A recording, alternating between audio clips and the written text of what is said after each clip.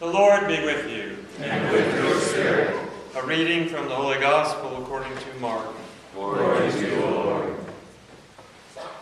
Then they came to Capernaum, and on the Sabbath Jesus entered the synagogue and taught. The people were astonished at his teaching, for he taught them as one having authority, and not as the scribes. In their synagogue was a man with an unclean spirit.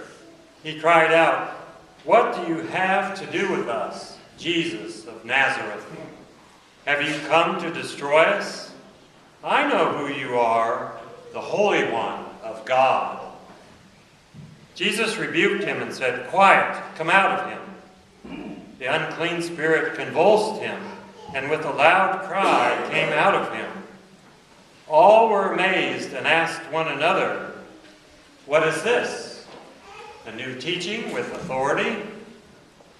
He commands even the unclean spirits, and they obey him."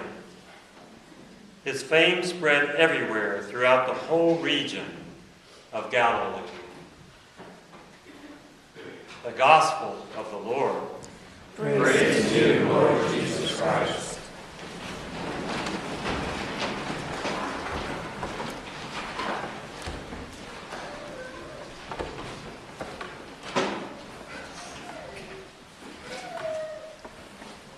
When I first read our second reading today, St. Paul made me laugh. He said, "I would like you to be free of anxieties." Me too, Paul. I think we would all like that. But St. Paul does tell us the source of anxiety. He says that we are divided. In his specific example, we are divided between fulfilling our obligations to God and to our family. When we are divided, the path to the fulfillment of our duties and the completion of our goals becomes unclear. It becomes harder and harder to see the road from where we are to where we want or need to be. And this brings up in us the feeling of anxiety. And how much more divided are we now than in Paul's time? How much more difficult is it for us to see the road from where we are and what we have to all that we need and hope to be? In our concerns, we are persons divided. We must be concerned about what is going on at work and what is going on at home. We have to concern ourselves with managing our money, taking care of student loan bills, car payments, mortgage payments, credit card bills, and still having enough just in case. We are divided sometimes by the activities of our children.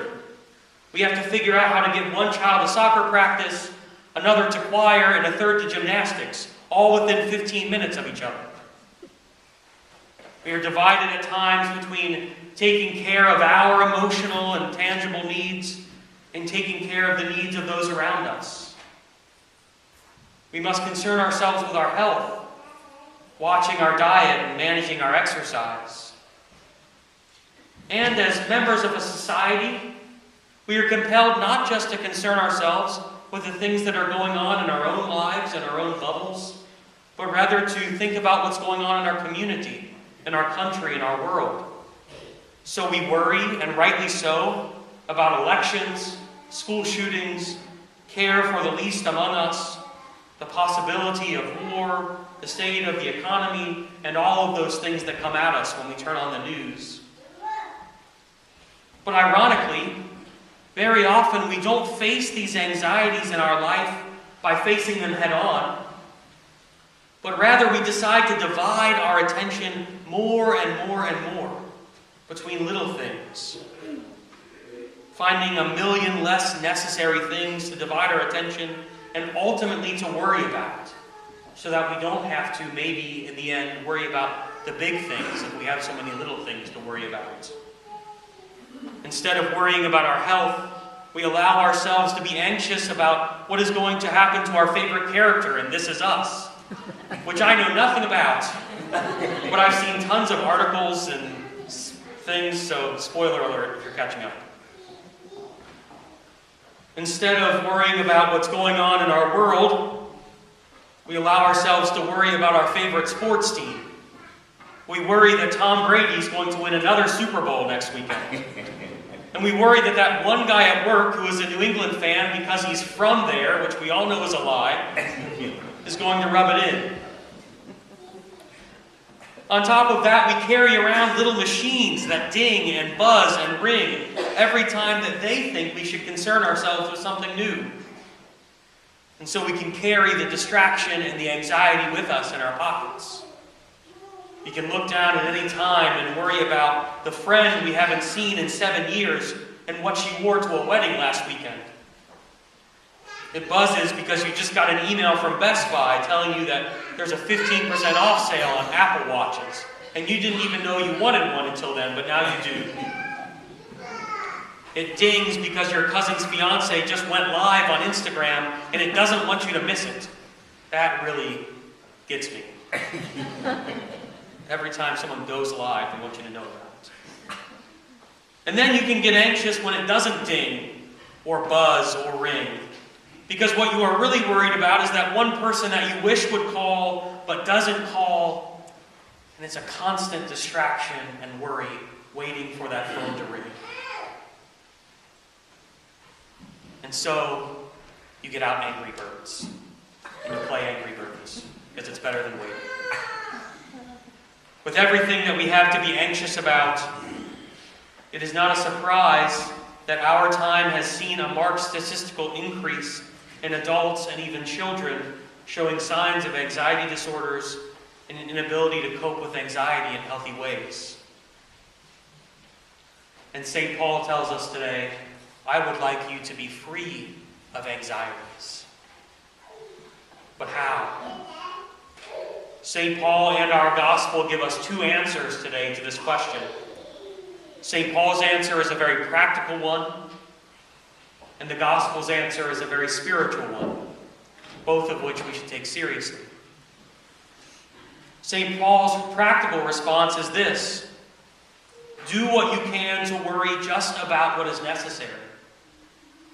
For St. Paul, this meant the possibility of just worrying about the things of God and forsaking family life for the sake of the things of God. In other words, enter the monastery. Now, for most of us here, that option is far gone. St. Paul thinks it's a good idea, so if that's still an option for you, something to think about. For those of us who have committed ourselves to lives in the world, I think this suggestion, or the spirit of it, can still hold for us. It is a call to simplify, to take stock of what is truly important in our lives, and then look at the myriad of other concerns and decide if it's really worth it, if they're worth our time. A little bit of distraction can be good. Taking time on a Saturday afternoon to watch a game and be a little worked up about the ref's decisions can be a part of a balanced life. Taking time to watch your favorite TV show can be good. A little Angry Birds or Facebook can be a healthy distraction at times. But we need to be honest with ourselves when we find that the distractions are just adding more anxiety to our lives and aren't really helping. Our gospel today can help us when we face the substantial anxieties in our lives, the things that a little reprioritizing won't take away. In our gospel, the evil spirit, the spirit of desolation, the very source of the world's uncertainty and anxiety, cries out to Jesus, "Are you here to destroy us?" And then Jesus commanded the unclean spirit to come out, and it convulsed and it cried out and it left the man. And the disciples realized that Jesus had authority even over the unclean spirits. Unfortunately, the answer to our anxieties is rarely to scream at a demon and to watch it leave. But it is ultimately to trust in the authority that Christ has over the spirit of worry, the spirit of anxiety. rather than the drama of a full-out exorcism. I often find that the Lord more often drives out the power of anxiety by giving us people to accompany us. It's as if the Lord shares his power over the spirits of darkness. He shares his power over anxiety with us and gives us the ability to help those around us. When we face anxieties over serious issues in our life, it's so often the people around us who show us God's presence and God's love and ultimately his power. The Lord wants us to know that he journeys with us as we face what we do in our lives. He wants us to know that he has power over the struggles in our lives, that he has power over those things that we worry about. And yes, we should call out to him in prayer and ask him to cast these things out from us. But don't be surprised when his answer to your prayer is someone who will walk with you and listen to you and let you know that they won't leave your side. They will be the ones who show you what Christ's power looks like. So today, as we face the anxieties of our life, let us make sure we don't have things worrying us or keeping our minds tied down that really aren't important in the end. Let us count on the Lord's power. Power that we will see work through our brothers and sisters, and a power that he may be working through us for one of our brothers and sisters.